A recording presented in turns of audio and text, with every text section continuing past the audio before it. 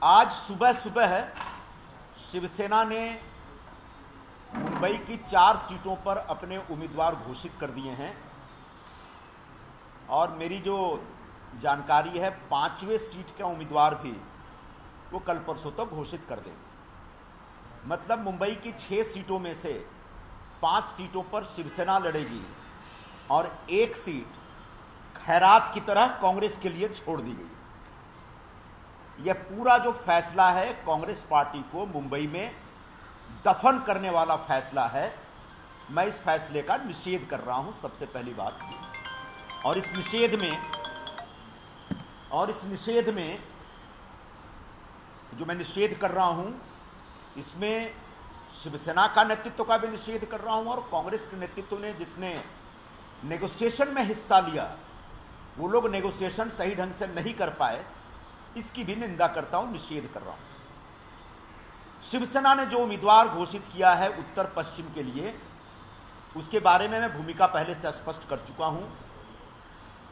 उस उम्मीदवार के ऊपर भ्रष्टाचार का आरोप है, ईडी के द्वारा छानबीन जारी है और भ्रष्टाचार का भी जो आरोप है वह कोविड के जमाने में जो मुंबई के गरीब प्रवासी मजदूरों को मुफ्त भोजन कराने की जो योजना थी, उस योजना में से कॉन्ट्रैक्टर से उनने दलाली ली। जो खिचड़ी सप्लाई की गई थी, उस खिचड़ी सप्लायर से उन्होंने दलाली खाई है, जिसकी छानबीन हो रही है। और ऐसे खिचड़ी चोर उम्मीदवार को शिवसेना ने हमारे सर पे थोपा है। हम इसका सरासर विरोध करते हैं। कम से कम मैं ऐसे खिचड़ी चोर उम्मीदवार के लिए काम नहीं करूंगा, ये मैं आज घोषणा कर रहा हूं। दूसरी बात, कांग्रेस पार्टी का नेतृत्व जो हमेशा भ्रष्टाचार के मुद्दे पर हाई लेवल एक ग्राउंड लेते हैं, हमेशा एक हाई मोरल ग्राउंड जिसको हम कहते हैं वो ग्राउंड लेते हैं। क्या इस नेतृत्व को यह नहीं दिखा कि हमारे क्षेत्र में जो उम्मीदवार पेश कर रही है शिवसेना, उस पर भ्रष्टाचार के आरोप हैं? तो मैं अपने शीर्ष नेतृत्व से अपेक्षा करता हूं कि ऐसे उम्मीदवार के संदर्भ में वो निश्चित तौर पर आपत्ति दर्ज करेंगे और उनका जो एक हाई मोरल ग्राउंड है भ्रष्टाचार के संदर्भ में, इसको लेकर के सदा हमारी तरफ से बयानबाजी होती है, उसको लेकर के भूमिका स्पष्ट होगी।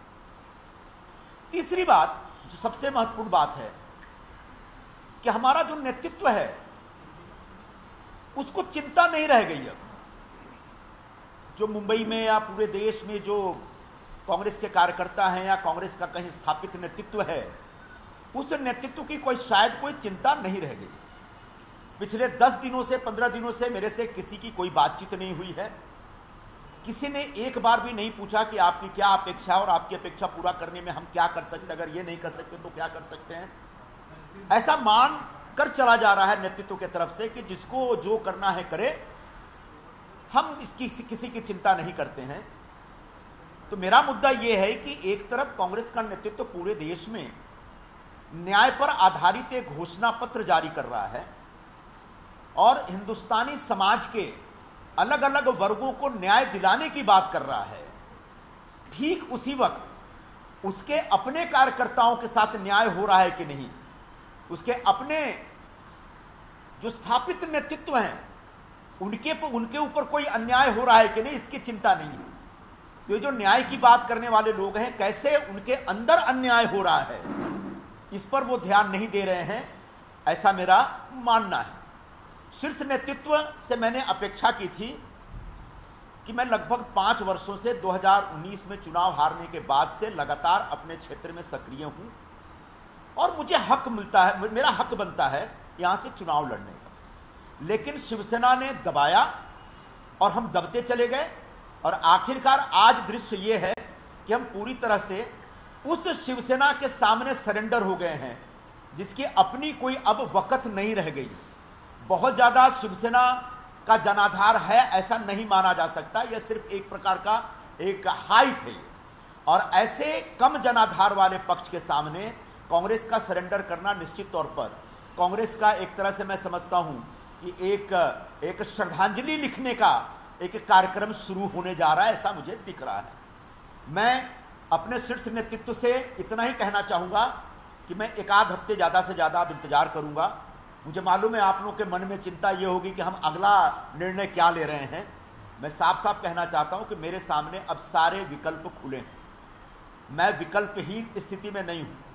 अब जो होगा आर पार होगा और आने वाले एक आध हफ्ते में इस प्रकार की घोषणा आपको सुनने को मिल जाएगी। तब तक के लिए मैं निश्चित तौर पर अपने नेतृत्व की जो भी एक उनके मन में हमारे जैसे तमाम कार्यकर्ताओं के लिए जो भावना है उस भावना का इंतजार किया जाएगा। अब इससे ज़्यादा इंतजार करने का वक्त, एक हफ्ते से ज़्यादा वक्त नहीं दिया जा सकता, ऐसी मेरी घोषणा है। जिस तरीके से आज कांग्रेस के सारी सीटों पर जहां पर कांग्रेस के उम्मीदवार थे या चुनाव लड़ने की कोशिश करे, उन सारी सीटों पर शिवसेना ने अपने उम्मीदवार घोषित किए और संजय राउत इस पूरे बार्गेनिंग में सबसे टॉप पॉइंट पर रहे। इसको कैसे देखते हैं? कौन टॉप पॉइंट पे है और कौन लोएस्ट पॉइंट पे जाएगा ये तो आने वाले दिनों में पता चलेगा। लेकिन हमारी पार्टी की तरफ से जिन लोगों को शिवसेना के साथ नेगोशिएट करने के लिए भेजा गया था, निश्चित तौर पर वो जो एक टफ नेगोशिएशन होता है या टफ नेगोशिएटर होते हैं, उस प्रकार की भूमिका नहीं निभाई। मुझे ऐसा लगता है कि मुंबई में कांग्रेस की चिंता हमारे प्रदेश के नेतृत्व ने और देश के नेतृत्व ने नहीं की है।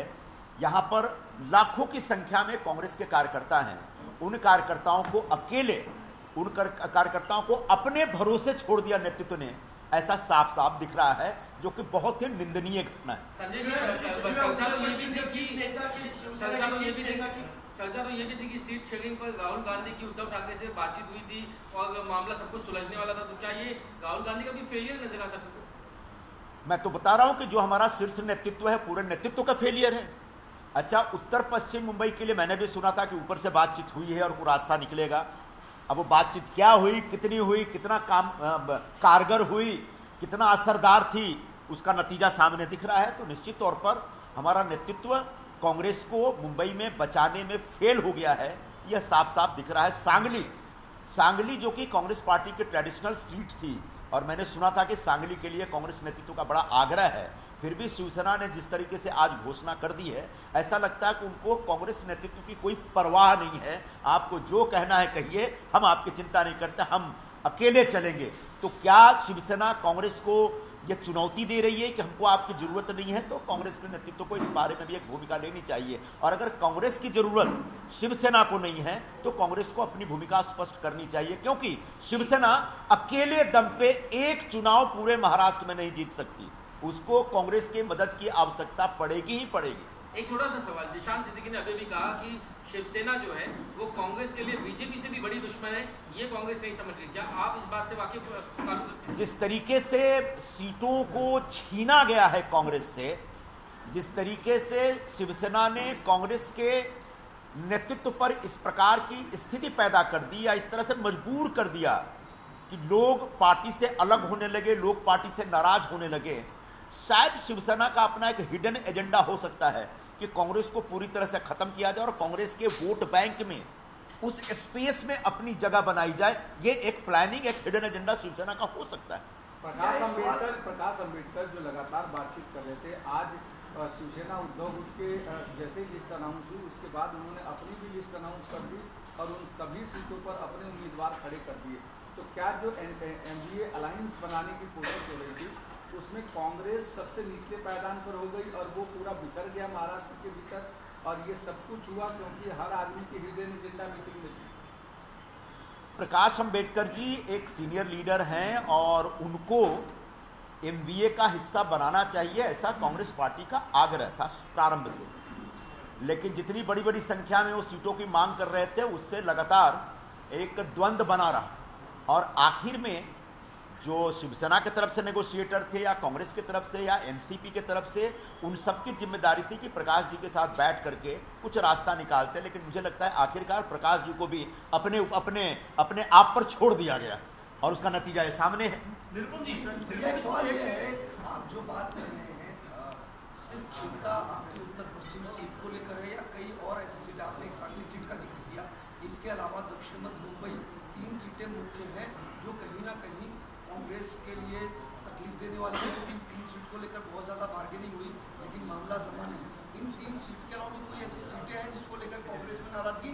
दूसरा सवाल ये है, जिन शब्दावली का आपने इस्तेमाल किया आलाकमान के लिए, कांग्रेस हाईकमान के लिए, क्या आपको लगता है कि आप एक हफ्ते का अल्टीमेटम दे रहे हैं, उसके बाद कांग्रेस पार्टी में बने रहना आपके लिए भी आसान होगा, या कांग्रेस पार्टी भी ऐसे शब्दों, ऐसे अल्टीमेटम को लेकर आप पर कड़ा रुख अपना सकती है? एक हफ्ते बाद क्या होगा वो आपको पता चल जाएगा इतनी चिंता मत करिए। लेकिन निश्चित तौर पर आपका सवाल क्या था, एक साथ कई सवाल पूछ दोगे तो कंफ्यूजन हो जाता है। 3 सीट हाँ, तो आपने देखा होगा मैंने प्रारंभ में ही कहा कि जिस तरीके से मुंबई की 6 में से 5 सीटें शिवसेना के हवाले कर दी गई, वो निश्चित तौर पर कांग्रेस पार्टी को मुंबई में पूरी तरह से दफन करने का एक कार्यक्रम है। एक जमाना था मुंबई में 5-5 एमपी कांग्रेस के हुआ करते थे, एक एनसीपी का हुआ करता था। एक जमाना था मुंबई से, और जमाना कोई बहुत पुराना नहीं, मैं ऐसा कोई हड़प्पा और मोहनजोदड़ो के जमाने की बात नहीं कर रहा हूं, आज 10 साल 12 साल पहले की बात है। तो कांग्रेस का एक बड़ा जबरदस्त जनाधार रहा है। ऐसे में दक्षिण मध्य मुंबई, उत्तर मध्य मुंबई और उत्तर पश्चिम मुंबई के लिए हमारा विशेष आग्रह था, दक्षिण मुंबई के लिए भी विशेष आग्रह था। लेकिन दक्षिण मुंबई में चूंकि जो वहाँ का शिवसेना का सांसद है वो उद्धव गुट के साथ है, इसलिए हमने वो आग्रह छोड़ दिया था।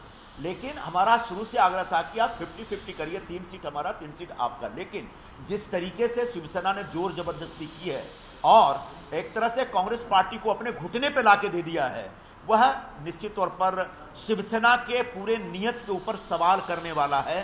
जो कांग्रेस का वोटर है वो कहां जाएगा?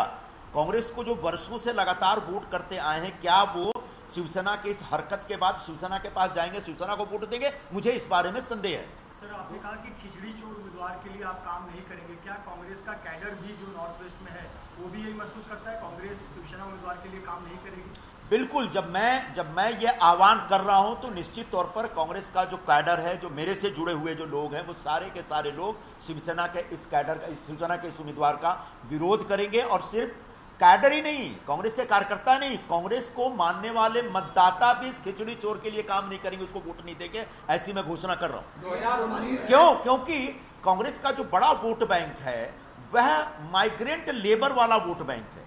अब माइग्रेंट लेबर ने जो कोविड के जमाने में दुख दर्द झेला है, उसको हम सब बहुत अच्छे ढंग से जानते हैं, हम सब भूले नहीं हैं। तो वो कहीं ना कहीं उनके दोस्त थे, रिश्तेदार थे, उनके पड़ोसी थे, और उन लोगों के जीवन के साथ जिन्होंने खिलवाड़ किया, उन लोगों के जो भोजन के साथ जिन्होंने दलाली खाई है भोजन में, ऐसे व्यक्ति के लिए निश्चित तौर पर कांग्रेस से जुड़ा वोटर भी काम नहीं करेगा, वोट नहीं देगा। और आप चुनाव लड़ेंगे ये स्पष्ट है, भले ही किसी भी स्थिति में हो, किसी अभी अगले हफ्ते हम बता देंगे। चुनाव लड़ने का तो पूरा इरादा है, चुनाव नहीं लड़ेंगे तो जाएंगे कहाँ, 5 साल घर पे बैठेंगे।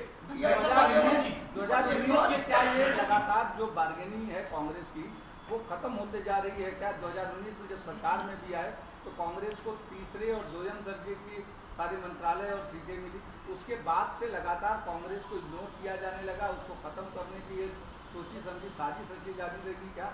देखिए, अगर 2019 की बातें आपको याद हैं तो आपको ये बात भी याद होगी कि जब शिवसेना और कांग्रेस का अलायंस हो रहा था, सबसे पहले मैंने विरोध किया और बहुत खुल के विरोध किया। और मैंने कहा था कि शिवसेना के साथ अलायंस करके, गठबंधन करके, युति करके आप अपने आप को खत्म कर रहे हैं। ये धीरे धीरे एक डीजेनरेशन की प्रक्रिया शुरू होगी। आज 5 साल बाद बिल्कुल मुंबई में वही चीज दिख रहा है। हमने कहा था शिवसेना के साथ अलायंस नहीं होना चाहिए कांग्रेस का, आप हार गए, कोई दिक्कत नहीं, नए सिरे से मैदान में उतरिए और एक सशक्त विपक्ष की भूमिका निभाते हुए कांग्रेस को फिर से पूरे मुंबई में और महाराष्ट्र में खड़ा किया जा सकता है। लेकिन हमारे कुछ लोग ऐसे थे जिनको सत्ता की मलाई चाहिए थी, सत्ता को शेयर करना था, और इस वजह से वो चले गए और उसका नतीजा सामने। अरे अभी इनका पूछने दो। बाला साहब थोड़ा ये बोल रहे हैं कि उद्धव ठाकरे को रीथिंक करना चाहिए जो उन्होंने अनाउंसमेंट की है। आपको लगता है उद्धव ठाकरे ने जो अनाउंसमेंट की है वो कांग्रेस को कंसीडर करके की है या नहीं, या खुद ही?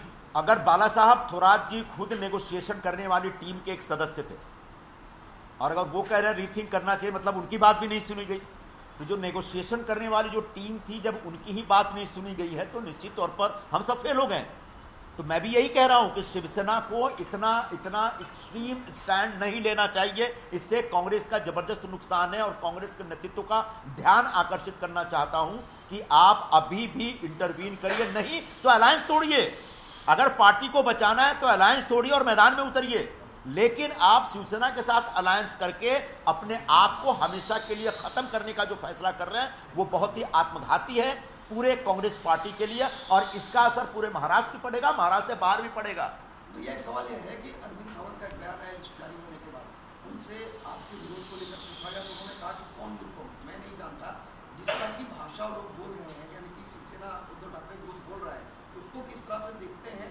एक तरफ कांग्रेस के साथ गठबंधन में, वहाँ आप जैसे कद्दावर नेता को भी और दरकिनार कर रहे हैं, एक इसमें संजय राउत जिस तरह का बयान देते हैं, क्या उन लोगों के बयानों का भी असर इस गठबंधन में, इस निगोशिएशन? अब एक एक व्यक्ति के बारे में पूछो, ठीक है, और हमने एक एक व्यक्ति के ऊपर कमेंट करने का, देखिए निश्चित तौर पर एक बार बात हो गया संजय जी एक मिनट, हाँ बोलो। आप अशोक चौहान से मिले और उनसे मुलाकात हुई और बीजेपी में जाने के संकेत कुछ हैं आपके? सबसे पहले ये बता देता हूं कि जो सज्जन ये सवाल उठा रहे कौन संजय निरुपम, जिस संजय निरुपम को शिवसेना प्रमुख बाला साहब ठाकरे ने 2 बार राज्यसभा का सदस्य बनाया, जो संजय निरुपम वर्षों तक शिवसेना का उपनेता था, जो संजय निरुपम वर्षों तक शिवसेना का संपर्क प्रमुख था विदर्भ का, जो संजय निरुपम 12 वर्षों तक दोपहर का सामना का संपादक था, अगर दोपहर का सामने यानी शिवसेना का हिंदी माउथपीस, अगर उस संजय निरुपम को कोई नहीं जानता, मतलब वो व्यक्ति निश्चित तौर पर एकदम बुढ़ा हो गया, उसको मेमोरी लॉस हो गया है, और ऐसे मेमोरी लॉस करने वाले व्यक्ति के ऊपर मैं अब आगे कुछ ना बोलूं तो बड़ी मेहरबानी होगी। अब रह गई बात एक अभी जब मैंने बताया है कि अगले हफ्ते हम अपनी भूमिका स्पष्ट करेंगे, तो एकदम से उड़ी मारने की जरूरत नहीं है, थोड़ा सा धीरज रखिए, थोड़ी सी शांति रखिए। बीजेपी और शिवसेना शिंदे गुट में दोनों में से आपके ऑप्शन खुले, क्योंकि आपने कहा मेरे सारे विकल्प खुले हुए हैं, तो उन विकल्पों में ये 2 पार्टियां भी आती हैं। जब विकल्प खुले हैं, तो जब विकल्प खुलेंगे और जब विकल्प अख्तियार किया जाएगा तो विकल्प आपको दिख जाएगा। संजय जी एक सवाल मैं आपसे जानना चाहूंगा कि उत्तर प्रदेश के बाद महाराष्ट्र में सबसे ज्यादा लोकसभा की सीटें आती हैं, और ऐसे में जहां पर महाराष्ट्र में जब अपोजिशन पूरी तरीके से बिखरा हुआ दिखाई देगा इस अघाड़ी के माध्यम से, तो क्या ये चुनाव से पहले बीजेपी की बड़ी जीत दिखाई देगी? देखिए, मुझे लगता है कि लगभग 3-4 महीने से लगातार चर्चा पे चर्चा, बैठकों पे बैठकों, तमाम जो बैठकों का दौर होता है वो चलता रहा। इसके बावजूद अगर आपस में एक दूसरे का विश्वास हम अर्जित नहीं कर पाए और हमारे नेगोशिएशन टीम को आखिरकार बयान देना पड़ रहा है कि रीथिंक करें अपने फैसले पे, तो निश्चित तौर पर कहीं ना कहीं हम कमजोर हैं ऐसा दिख रहा है। हाँ, अगर शिवसेना को ऐसा लगता है कि वो अकेले दम पे पूरे एनडीए अलायंस को अपने कंधे पे खींच लेगी, तो वो बहुत बड़ी गलतफहमी में है, और वो खुद भी डूबेंगे और पूरे एनडीए को भी डुबाएंगे। संजय जी, आपसे एक सवाल ये भी जानना चाहता हूँ कि आज की तारीख में आप प्रधानमंत्री के काम से किस तरीके से इंस्पायर्ड हैं? अभी सब बातें बताएंगे, अभी रुक जाइए।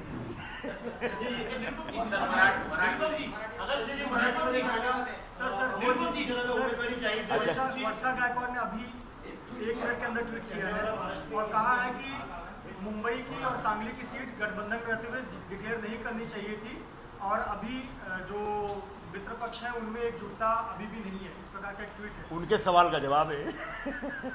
आपको लगता है कि मुंबई देखो, हो गया रे, कितना सवाल पूछेगा, सारे सवाल तुम्हें पूछेंगे, बाकी रह गया। सर एक आखिरी सवाल अशोक चौहान से आपकी मुलाकात हुई थी, क्या बात हुई? और मैं उस समय भी जाहिर कर चुका था, अशोक चौहान जी से मैं व्यक्तिगत तौर पर मिलने गया था, बताता हूँ क्यों। वो उनने एक बार पार्टी छोड़ी, उसके बाद उनसे मेरी बात हुई तो उन्हें बोला कि हम लोग पार्टी छोड़ दिए, इसका मतलब ये नहीं कि हमारा व्यक्तिगत रिश्ता खत्म हो गया है, और तो कभी इधर आना टाउन साइड तो बताना, चाय वाय पियेंगे। और मैं निश्चित तौर पर उस दिन किसी के घर गया था मिलने के लिए, फिर मैंने इसे फ़ोन किया उनको कि मैं इधर टाउन साइड में हूँ, तो उन्हें बताया कि मैं वॉक करके पहुँच रहा हूँ, आ जाओ। हमने चाय पी। हाँ, निश्चित तौर पर 2 पॉलिटिकल लोग बैठेंगे तो पॉलिटिकल बातचीत तो होगी। मैंने पूछा उनसे कि आपको बीजेपी में कैसा लग रहा है, क्यों छोड़ते समय किससे बात की, तो इस तरह की पॉलिटिकल बातें हुई थी, उसका कुछ लेना देना बीजेपी के से नहीं था, लेकिन इस तरह से बातों को उठाया गया, तो कोई दिक्कत नहीं। आप मीडिया स्वतंत्र है अपनी बात। उन्होंने कहा कि कभी इस तरफ आना हो तो बताइए। हाँ, कभी इस तरफ आना हो तो बताइएगा, ये कहा। नहीं, उनने बोला था कि कभी इस तरफ आओगे तो मेरे घर पे चाय पीने आना। अच्छा जरा इधर देखते हैं। मैं वही तो बोल रहा हूं, पिछले 10 दिनों में मेरे पास किसी का कोई फोन नहीं है। शीर्ष नेतृत्व ने कभी भी सीरियसली बैठ के मेरे साथ चर्चा नहीं की कि भाई अगर ये सीट नहीं होती है तो दूसरी कौन सी सीट हो सकती है और ये सीट आपको क्यों मिलनी चाहिए, ये आग्रह कभी मेरे से विस्तार से इस पर बातचीत नहीं की गई है। तो मुझे ऐसा लगता है कि शीर्ष नेतृत्व ने अपने कार्यकर्ताओं और अपने स्थापित नेतृत्व जो राज्यों में है उनको अपने आप के भरोसे छोड़ दिया है, या उनके मन में ये है कि we don't care for you, ऐसा शायद उनके अंदर एक सोच या फीलिंग आ गई है। ऐसा एक मुझे एक अंदाज मिल रहा है पूरे व्यवहार से। कांग्रेस के शीर्ष नेता डर गए अलायंस में रहना ही डर गए हैं कि अब मालूम नहीं अलायंस फायदा होगा, नहीं तो एटली सीटें नहीं आएंगी। मेरा तो मानना है कि अलायंस में नहीं रह के भी कांग्रेस पार्टी में इतनी ताकत है कि वो अपने पैरों पर खड़ी हो सकती है, लेकिन शायद अलायंस करना कांग्रेस के नेतृत्व की मजबूरी हो गई है और उस मजबूरी का नतीजा यह है कि कांग्रेस पार्टी और भी कमजोर होती चली जा रही है।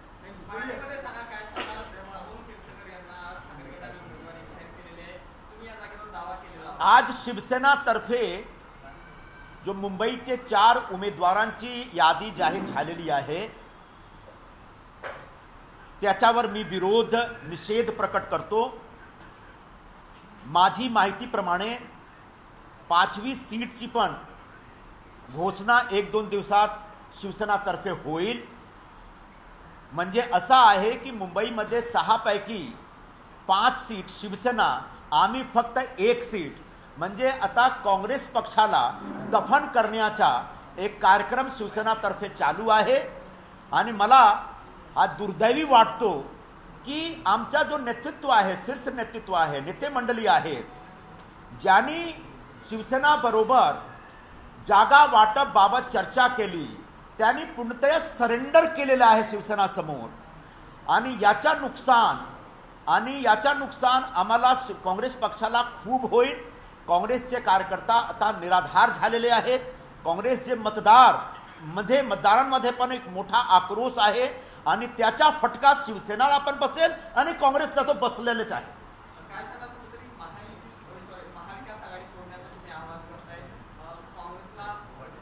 नाही, मी असं सांगितलेलं आहे की मला पुढचा पाऊल काय घ्यायचे आहे, मी याच्यासाठी 1 आठवडाचा वेळ घेतो आणि पुढच्या आठवडा मी माझी भूमिका स्पष्ट करणार की काय करायचं, कुठे मतलब काय भूमिका असेल। तोपर्यंत समजा आमचा जो नेतृत्व मंडळी आहे, नेते मंडळी आहेत दिल्लीमध्ये बसलेले, स्टेटमध्ये बसले, त्यांच्या मनात जे काही आहे ते जर माझ्याशी बोलणी करण्याची जे त्यांच्या मनात जर इच्छा आहे तो आम्ही एक बोलणी करणार, नाही तर पुढच्या आठवडा एक फायनल डिसिजन आता होईल आणि आर आणि पारची डिसिजन होईल। मुख्यमंत्री शिंदे साहेबांवर आपण बोलणं झालं आहे। असे कुठले नेते उत्तर पश्चिम मध्ये की ज्यांनी शिवसेनेला मिळवून आढळताना काँग्रेसला मिळू नये म्हणून प्रयत्न केले? नाही, असं काही असं मी सांगू शकत नाही। कोणामुळे काँग्रेसला जागा मिळाली? शिवसेनेमुळे। शिवसेनेचे कोण नेते? शिवसेनेचे सगळे, शिवसेनेच्या टॉप टू बॉटम। त्याने शिवसेनेचा असा आग्रह होता ना, ते सांगितलं मी त्यांना की तुमच्याकडे नेतृत्व नाही, तुमच्याकडे मतदार नाही, आता तुम्ही उत्तर पश्चिम मतदारसंघ घेऊन काय करणार। तरीही त्यांनी एक खिचडी चोरला, ज्यांच्या विरोधात ईडीची चौकशी चालू आहे, ज्यांच्यावर आरोप आहे की त्यांनी इकडे जो मजूर लोक काम करतात त्यांच्यावर जेव्हा कोविडच्या पिरियडमध्ये एक मोठा आघात कोसळला होता, त्यांच्यासाठी जो योजना होती त्या योजनामध्ये त्यांच्यासाठी जो जेवणचा कार्यक्रम होता, त्या जेवण वाटपाच्या कार्यक्रममध्ये सप्लायर करून त्यांनी दलाली घेतली। असे दलालांना त्यांनी उमेदवार म्हणून उभे केलेला आहे। आम्ही त्यांच्या समर्थनमध्ये त्यांच्यासाठी कदापि काम करणार नाही आणि काँग्रेस पक्षाचा कुठलाही कार्यकर्ता जे माझे संपर्कात आहेत ते करू शकत नाही आणि काँग्रेसच्या मानणारे मतदार पण हा खिचडी चोरच्या विरोधात जाईल। काँग्रेसने काही संपर्क केलाय का? काही नाराज जाहीर आहे? बोललो ना की अजूनपर्यंत काही संपर्क केला नाही, बोललो तो।